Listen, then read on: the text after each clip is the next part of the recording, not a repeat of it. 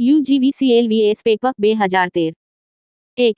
Fuse બદલતા પહેલા નીચેનામાંથી કઈ સાવચેતીને પ્રાધાન્ય આપવું જોઈએ? સી. મેઇન સ્વિચ બંધ કરવી. 2. વાયર ગેજનો વિસ્તાર આશરે કેટલો હોય છે? બી 0 થી 36 SWG. 3. નીચેનામાંથી કયો સૌથી સારો અવાહક છે? ડી હવા. 4. નીચેનામાંથી કઈ ધાતુઓનું મિશ્રણ ફ્યુઝ બાંધવા માટે વપરાય છે? સી. શીશુ તથા કલાઈ. 5. અવરોધના નિયમોનું સૂત્ર કયું છે? બી આર બરાબર પાઈ એ. 6. નીચેનામાંથી કયું વિધાન સાચું નથી? બી. સિરીઝ સર્કિટમાં કુલ કરંટ ઇટ બરાબર I1 વત્તા I2 વત્તા I3. 7. પેરેલલ સર્કિટ પરિપથ માં અવરોધની સંખ્યા નુમાબ ઓફ રેસિસ્ટન્સસ વધારવામાં આવે તો પેરેલલ સર્કિટનો કુલ અવરોધ કેટલો થાય? બી. જોડવામાં આવતા નવા રેઝિસ્ટન્સ કરતાં ઓછો થાય. 8. કોઈપણ વિદ્યુતથી ચાલતા સાધનથી કેટલું વીજ બિલ આવી શકે તે જાણવા સાધનની બી. વોલ્ટેજ કેપેસિટી જાણવી. 9. પોલ માઉન્ટેડ સબસ્ટેશનમાં કયું વોલ્ટેજ લેવલ હોય છે? એ 11 કિલોવોલ્ટ 420. 10. નીચેનામાંથી કઈ કિંમત એસી સિગ્નલ માપવા માટે વપરાય છે? એ. RMS. કિંમત 11. ઇન્ડક્શન મોટર માટે નીચેનામાંથી કઈ પરિસ્થિતિમાં મોટર પર વધુ વિપરીત અસર થવાની સંભાવના છે? ડી. 3% વધુ ફ્રીક્વન્સી પર ચલાવવામાં આવે ત્યારે. 12. 3 અવરોધો 3 ઓહમ 5 ઓહમ અને 6 ઓહમ સમાંતરમાં જોડી 40 વોલ્ટનો સપ્લાય આપતા કુલ કેટલો પાવર અવરોધો દ્વારા લેવાશે? એ. આશરે 1120 વોટ. 13. એ. સી. સપ્લાયનું સૂત્ર 7 બરાબર NC sin 628 ટી આપેલ છે.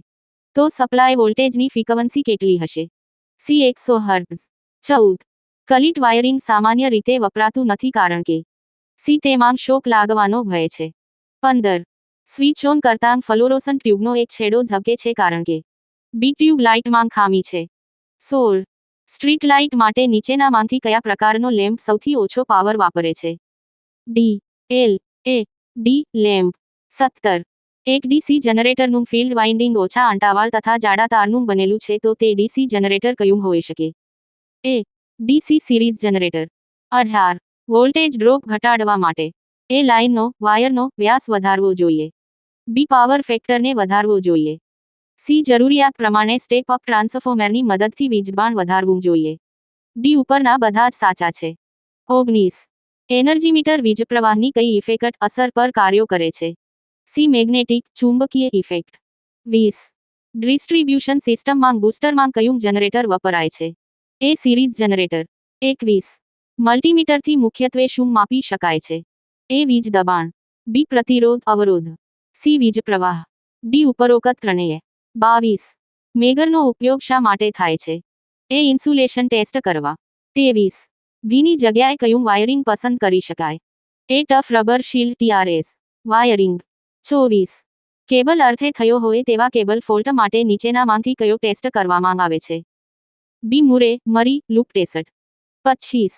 ફ્યુઝ સર્કિટ તથા વાયરિંગને નીચેની કઈ અસરથી બચાવે છે? બી. ઓવરલોડ તથા શોર્ટ સર્કિટ બંનેથી. 26. મૂવિંગ કોઇલ એમીટરનો ઉપયોગ કઈ સર્કિટમાં કરંટ માપવા માટે થાય છે? સી. ફક્ત ડીસી સર્કિટમાં. 27. એક 3 ફેઝ 4 વાયર પદ્ધતિમાં ન્યુટ્રલ વાયર ગ્રાઉન્ડ કરેલો હોય છે. એ. વિધાન સાચું છે. 28. એક ડાયોડને રેક્ટિફાયર તરીકે વાપરી શકાય. સી. હા. 29. 3 ફેઝ 4 વાયર સિસ્ટમમાં સંતુલિત પરિસ્થિતિમાં ન્યુટ્રલમાંથી પસાર થતો કરંટ કેટલો હોય? બી. 0. 30. ડી. સી. સપ્લાયની ફ્રીક્વન્સી કેટલી હોય છે? બી. 0. 31. શ્રી ફેઝ ડેલ્ટા કનેક્શનમાં પાવરનું મૂલ્ય કેટલું હોય છે? ડી. વિતરણ લીલકોષો. 32.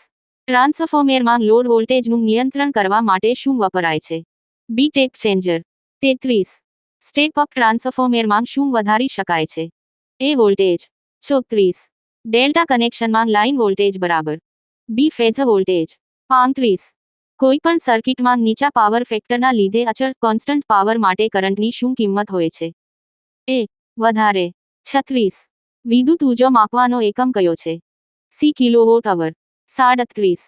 પાવર ફેક્ટર સુધારવા નીચેનામાંથી શું વપરાય છે? બી. Synchronous motor. 38. વાતાવરણનું તાપમાન ઘટતા એ. મોટરનું રેટિંગ બદલાતું નથી. બી. મોટરનું રેટિંગ ઘટે છે. સી. મોટરનું રેટિંગ વધે છે. ડી. એક પણ સાચું નથી. 39. પાવર માપવા માટે નીચેનામાંથી કયું મીટર વપરાય છે? બી વોટમીટર 40. પાવર ફેક્ટર શેનો ગુણોત્તર છે? એ રેઝિસ્ટન્સ અને ઇમ્પિડન્સ 41. જ્યારે કોઈ પણ વોલ્ટમીટર અથવા એમીટર એસી રાશિનું રીડિંગ આપે ત્યારે તે કિંમત હોય છે. CR M S RMS 42. કેપેસિટરોને પેરેલલમાં જોડીને તેના કુલ કેપેસિટન્સ મેળવવાનું સૂત્ર છે. CT બરાબર C1 વત્તા C2 વત્તા C3. 43. બે ફ્રેઝ વચ્ચે મળતા વોલ્ટેજને શું કહેવાય? C line voltage 44. નીચેનામાંથી કયા લોસ ટ્રાન્સફોર્મરમાં થતા નથી? બી ફિક્શન લોસ 45. ટ્રાન્સફોર્મરમાં ઓઇલ શા માટે રાખવામાં આવે છે? બી કુલિંગ માટે 46. મોટરમાં સ્ટાર્ટરનો ઉપયોગ શા માટે થાય છે? બી શરૂઆતમાં હેવી કરંટ ઘટાડવા 47. યુનિવર્સલ મોટર એટલે શું?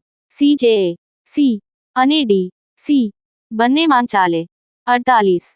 આર્મેચર વાઇન્ડિંગમાં સામાન્ય રીતે કયા ફોલ્ટ થાય છે?